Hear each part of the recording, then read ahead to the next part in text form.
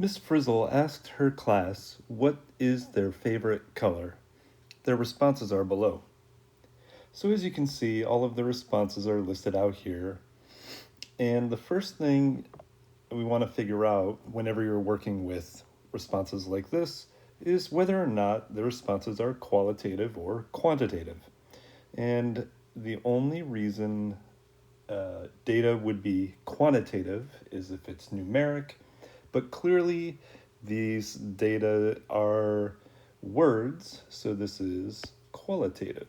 And qualitative because it describes the quality of something. Next, we want to create a frequency table, and the frequency of what we're counting are different colors. So first you can come along and see that I just generally start on the left of the list.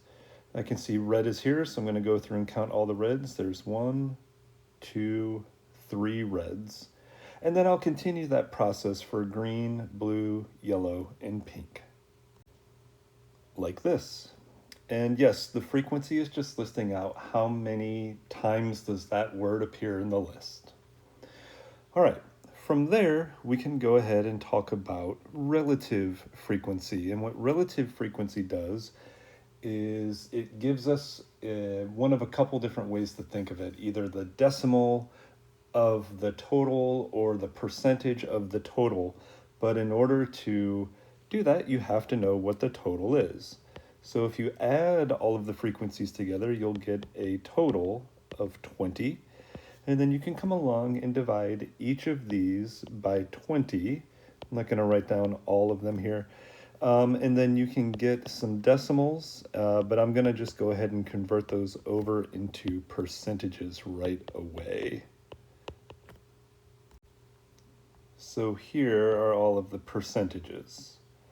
Now we have frequencies and we have percentages, and over here off to the right you can see that I have a couple graphs lined up. And it's important to have both of these because each of these columns will help you better make the graph that it corresponds to. So the frequencies we will use to make a bar chart or a bar graph, and the percentages we can use to make the pie chart or the pie graph. So for example, you can see that the pink and blue both have the same frequencies and therefore have the same percentages. So as long as we can estimate about 35%, does it have to be exact? No, absolutely not. So maybe 35% is a little more than 1/3, so maybe I just make it about 1/3. That looks about right. And blue, we can make it go this way. So there's blue. And then we have 3 colors to fit in between here. So this was blue, this was pink. Let's see. Now, what I will say here for the final 3 percentages, red is 15%, green is 10%, and yellow is 5%. So in this remaining part, as long as red is bigger than green is bigger than yellow, it should be fine. Something like that. Another thing that I see students do that shouldn't be done is when you are making your biggest slices of pie here, the 35% and 35%, please make sure it's not half an actual pie, it's less than half a pie. That's just something I've seen too many students do. So the only other thing that I can tell you about the pie chart is that right now it's not too informative and you might not have all of these wonderful colors to work with. So as you're making a pie chart, you might have to do something like this, where you label each slice with the category and the percentage that slice is taking up.